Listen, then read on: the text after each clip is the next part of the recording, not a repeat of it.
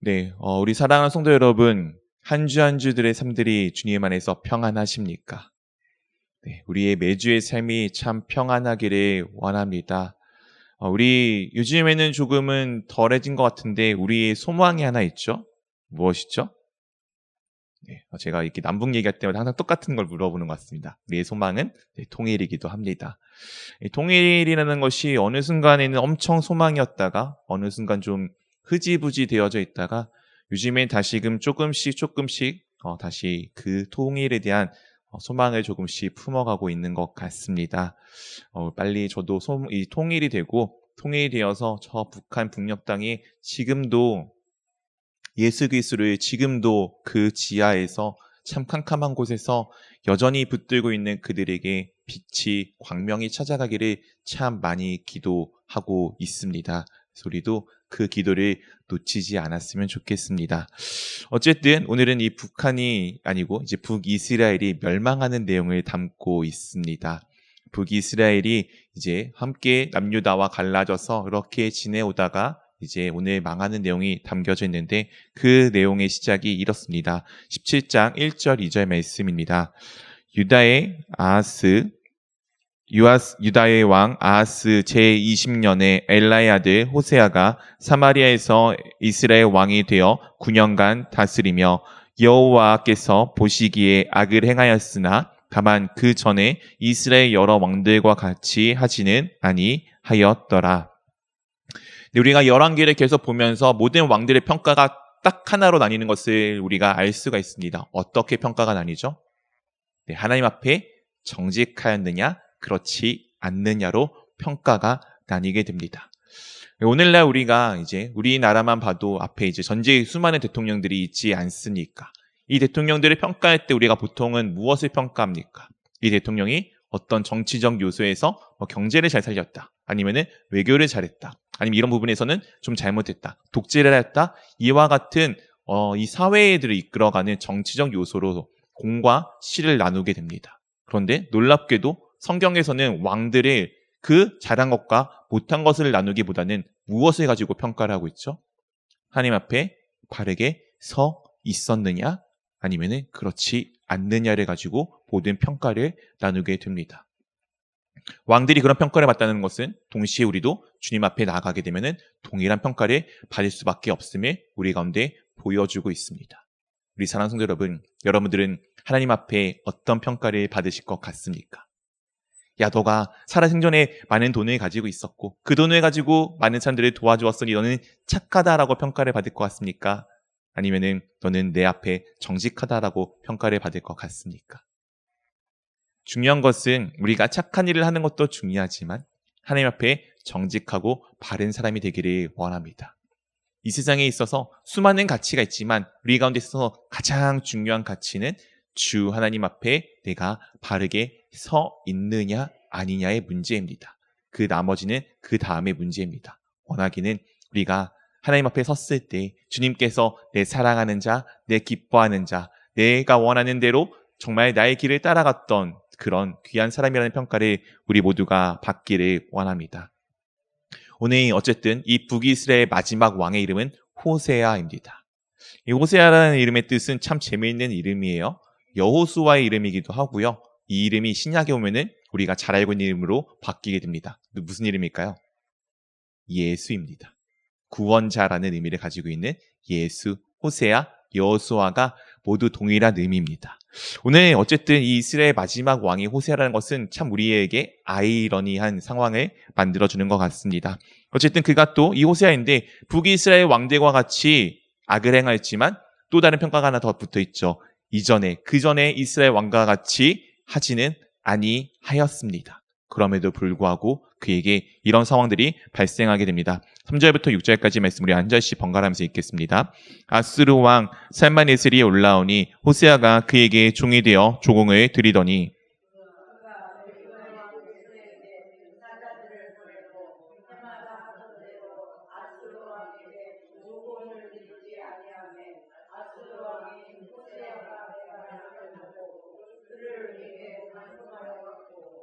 아수르 왕이 올라와 그 온 땅에 두루 다니고 사마리아로 올라와 그곳을 3년간 애워 쌌더라.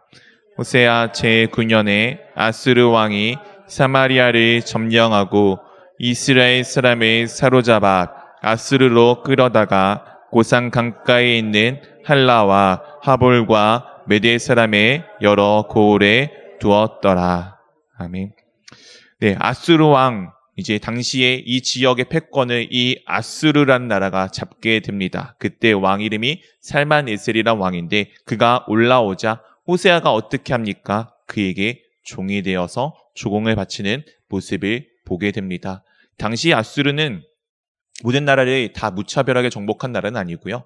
그 나라에 이제 오늘 이 호세아와 같이 종이 되기를 협약을 맺으면은 또 그냥 다 누구는 그런 정책을 펼쳤던 나라 중에 하나입니다. 이렇게 조공을 바치고 있는 가운데 어느 순간 이 호세아가 그 상황에 조금 마음에 들지 아니하였나 봐요. 그래서 애굽 왕에게 가서 이제 그 사자를 보내고 이제 이 아수르와 조금은 이 관계를 끊게 됩니다. 다른 동맹을 얻어서 함께 좀 대항하기를 원하였던 것으로 보입니다. 근데 이 상황이 그에게 있어서 좀 자충수가 되었던 것으로 이제 보여지게 되죠. 이렇게 아수르 왕이 이 상황을 놓고 이제 화가 나서 올라와서 어떻게 하죠? 북이스라엘 모든 땅을 다 두루 다닙니다. 그 모든 땅을 다 점령하고 다녔던 모습을 우리 가운데 보여주고 있습니다. 그리고 마지막 그 북이스라엘 수도였던 사마리아로 올라와서 그곳을 3년 동안이나 애워싸게 됩니다.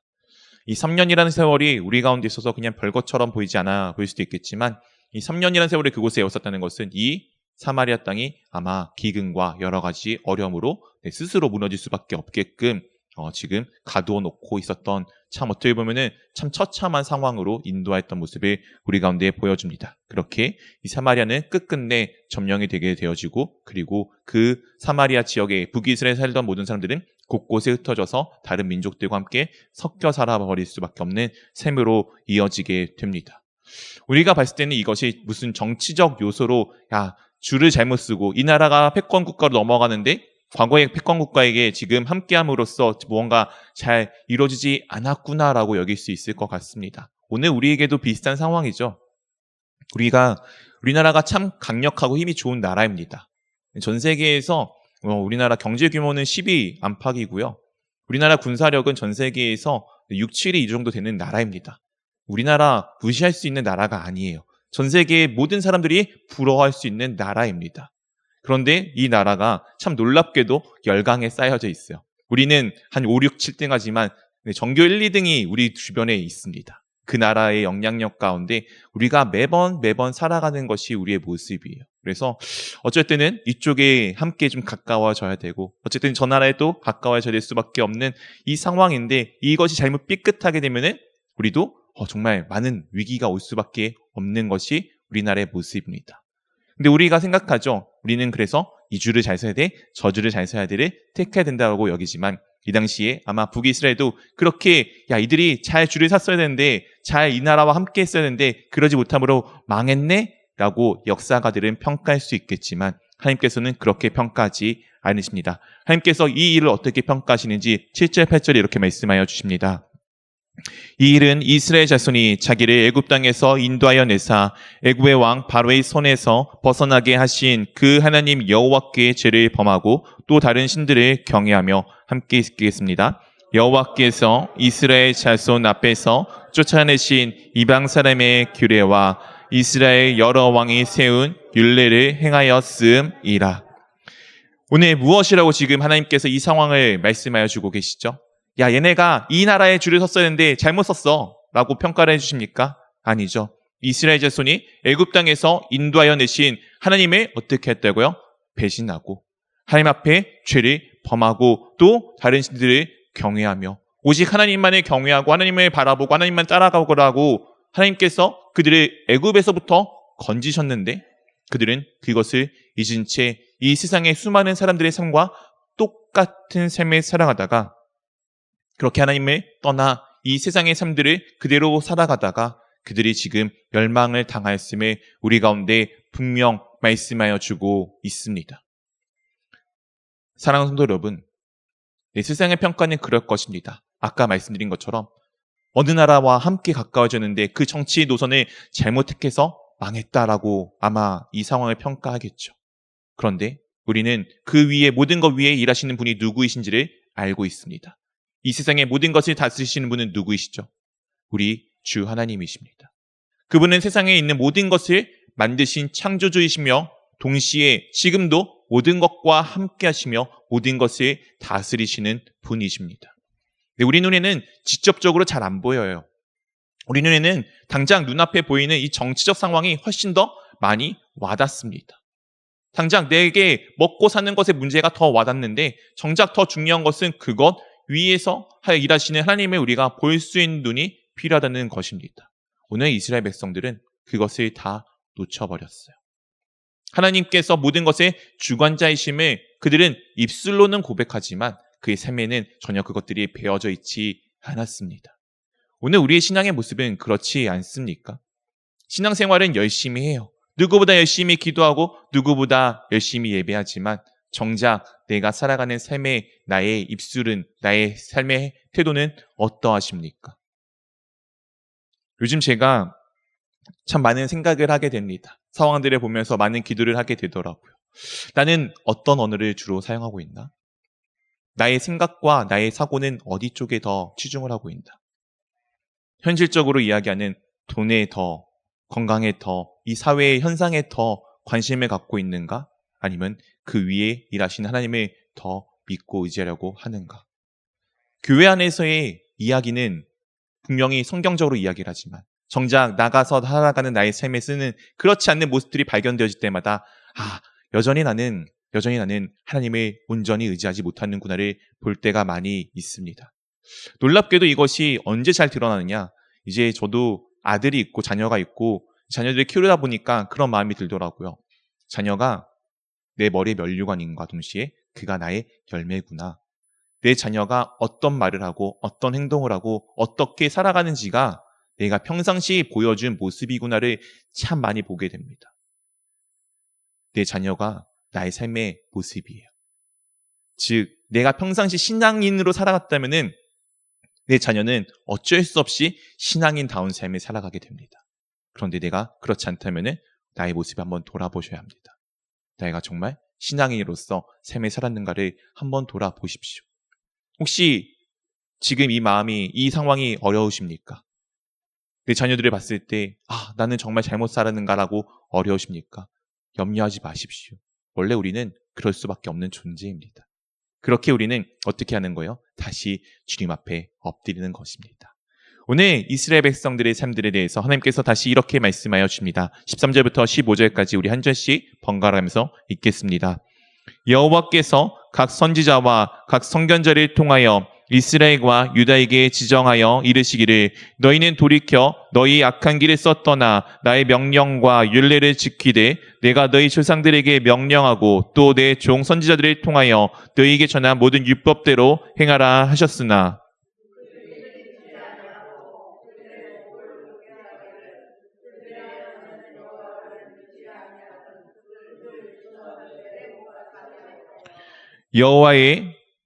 여호와의 율례와 여호와께서 그들의 조상들과 더불어 세우신 언약과 경계하신 말씀을 버리고 허문 것을 뒤따라 허망하며 또 여호와께서 명령하사 따르지 말라 하신 사방 이방 사람을 따라. 오늘 지금 하나님께서 말씀하여 주십니다. 우리 하나님께서 그냥 이스라엘 백성들을 버려둔 것이 아니에요. 그들이 잘못 가는 그 길을 그때마다 하나님께서 무엇 하셨습니까? 선견자와 선지자를 보내서 그들에게 바른 길로 가기를 계속 알려주셨습니다. 우리 삶을 한번 돌아보십시오. 내가 주님과 함께 동행함 가운데 가는 길도 있었을 것이고 때로는 주님을 떠났던 삶들도 있을 것입니다. 그때마다 주님이 나를 버려두셨나요? 아니요. 우리가 처음 주님을 믿고 주님이 나의 구주이심을 고백하는 그 순간부터 주님은 내가 바른 길로 가기를 끊임없이 인도하여 주셨습니다. 근데 우리가 때로는 나의 목이 곧아서 내가 옳아서 내가 발라서 그 이야기를 듣지 않았던 때가 있죠. 그 이야기를 듣지 않고 하나님의 음성을 듣지 않고 내 원하는 대로 갔던 길들이 있습니다. 혹시 지금도 그렇지는 아니하십니까? 원하기는 그런 길들이 하나씩, 두 개씩, 세 개씩 사라지기를 원합니다. 처음에는 우리가 처음 예수님을 믿을 때 아마 100가지 중에 100가지는 내 맛대로 했을 거예요. 그런데 어느 순간 그것이 하나, 두 개 사라지다 보니 지금쯤 좀 신앙생활을 또 잘 하다 보니 거의 다 사라졌지만 그래도 여전히 빠지지 않는 한두 가지들이 있을 수밖에 없습니다. 그러나 그 한두 가지가 우리의 생명의 끈입니다. 왜냐하면 그 한두 가지로 우리는 주님을 붙들 수밖에 없는 주님의 자녀이기 때문이죠. 오늘 이스라엘 백성들이 무엇을 쫓았냐고 이야기하면은 하나님께서 이렇게 말씀하십니다. 허무한 것을 뒤따라 허망하며 망한 것, 비어져 있는 것, 허망한 것이라고 말씀하여 주고 있습니다. 네, 세상 사람들도 압니다. 공수래, 공수거라고 이 세상의 삶에 표현하죠. 빈손으로 왔다가 빈손으로 가는 것이라고 세상의 사람들도 표현을 합니다. 근데 우리는 그 빈손으로 왔다, 빈손으로 가는 것을 아는 이 세상의 삶에 얼마나 많은 것들을 매여 살며 그것에 집중하지 않습니까? 정말 중요한 것은 하나님 앞에 살아가는 삶인데, 하나님과 동행하는 것인데, 하나님은 잊어버린 채 내 삶에 수많은 쓸모없는 것들을 채우는 우리의 모습을 얼마나 많이 보여주고 있습니까? 오늘 이스라엘 백성들이 왜 망했냐면은 그들이 허망한 것을 쫓았기 때문입니다. 이 허망한 것은 때가 되면은 다 사라지게 되어져 있습니다. 그 사라질 것을 붙들고 있었기에 그것이 사라지자 그들도 다 망하게 되는 모습을 우리 가운데 보여주고 있습니다. 그리고 그들의 삶들을 조금 더 이렇게 자세하게 말씀하여 줍니다. 16절부터 18절까지의 말씀 우리 한 절씩 번갈아 가면서 읽겠습니다. 그들의 하나님 여호와의 모든 명령을 버리고 자기들을 위하여 두 송아지 형상을 부어 만들고 또 아세라 목상을 만들고 하늘의 1호 성신을 경배하며 또 바알을 섬기고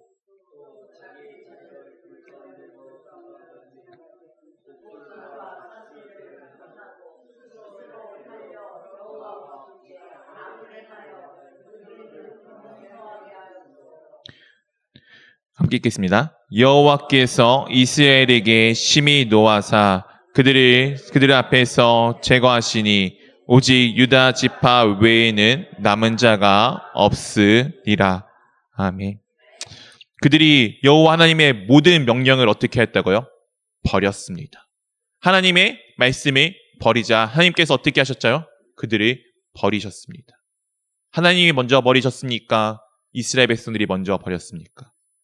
이스라엘 백성들이 먼저 버렸습니다. 우리 지난주 주일에 우리 말씀 가운데 기억하시는 거 있습니까?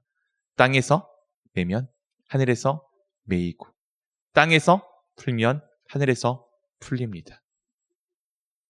하나님과의 관계를 회복하기 위해서는 가장 먼저 이 땅에서의 삶들을 회복해야 합니다. 하나님은 절대 우리 손을 놓지 않으세요. 우리가 놓아버릴 뿐이죠. 오늘 이스라엘 백성들은 하나님의 명령을 다 버려버리고 하나님이 아니라 자기를 위해서 송아지 형상을 만듭니다. 누구를 위해서요? 나를 위해서. 하나님께서도 우리를 위해서 모든 것을 주셨는데 우리 하나님을 우리가 바라보는 것이 아니라 자기를 위해서 이 모든 것들을 만들어가는 그들의 모습, 그 허망감 가운데 그들은 멸망하게 됩니다. 그런 그들에게 하나님께서 이렇게 말씀하셨죠. 여호와께서 이스라엘에게 심히 노하사 그들을 그 앞에서 제거하시니 이스라엘 백성들이 하나님을 버리자 하나님께서 그들을 제거하시는 모습을 우리 가운데 보여주고 있습니다. 사실 참 오랜 시간을 참으셨죠. 오랜 시간을 견뎌오셨죠. 그런데 그들이 끝끝내 돌아오지 않자 결국에 그들에게 매를 드신 것입니다. 우리 부모들도 그렇지 않습니까? 자녀들이 무엇인가 잘못합니다. 그러면 어떻게 하죠? 기다리죠. 이야기하죠. 얘야 이건 아니야. 이렇게 하면 안 돼. 네가 이렇게 하면은 내가 너를 향해서 매를 들 수밖에 없어를 끊임없이 경고하다가 끝끝내 고쳐지지 않으면 어떻게 합니까? 그 아이에게 매를 듭니다. 왜요? 그 아이를 향해서 고쳐주기 위함이죠. 그 아이가 망하기 원해서 매를 드는 부모 있습니까? 그 아이가 잘 되기를 원해서 매를 드는 것 아닙니까? 오늘 우리의 하나님도 그렇게 매를 드셔서 이스라엘 백성들을 지금 그들을 향하여 진노하시고 그들에게 징계를 내리십니다. 그런데 오늘 마지막에 이런 말씀이 있죠. 그들을 그 앞에 제거하시니 오직 유다 지파 외에는 남은 자가 없으니라. 유다 지파, 남유다 지금 남아있는 그들을 의미하고 있습니다. 아마 이 이야기를 딱 들으면은 아마 이런 생각이 들 것 같아요. 우리가 북한과 남한이 이렇게 나뉘어져 있는 가운데 북한이 멸망당했다고 해보십시오. 그럼 우리가 어떤 마음이 있겠습니까? 그래, 역시 우리가 제대로 살았어. 우리는 잘했어. 저 나라가 무언가 잘못했기 때문에 저렇게 멸망당한 거야라고 여기지 않겠습니까? 이 북이스라엘과 남유다, 분명 한 민족이지만 아마 그들 가운데도 이런 마음이 있을 수 있었을 것입니다. 남유다는 아마 그래 우리가 그래도 하나님 앞에 좀 잘 살았지, 그래 내가 그래도 하나님 앞에는 조금은 바르게 살았지라고 여길 수 있을 것으로 보여집니다. 그런데 오늘 그들에게 하나님께서 이와 같은 말씀으로 경종을 울려주십니다. 19절 20절 말씀 우리 한 절씩 번갈아 가면서 읽겠습니다. 유다도 그들의 하나님 여호와의 명령을 지키지 아니하고 이스라엘 사람들이 만든 관습을 행하였으므로.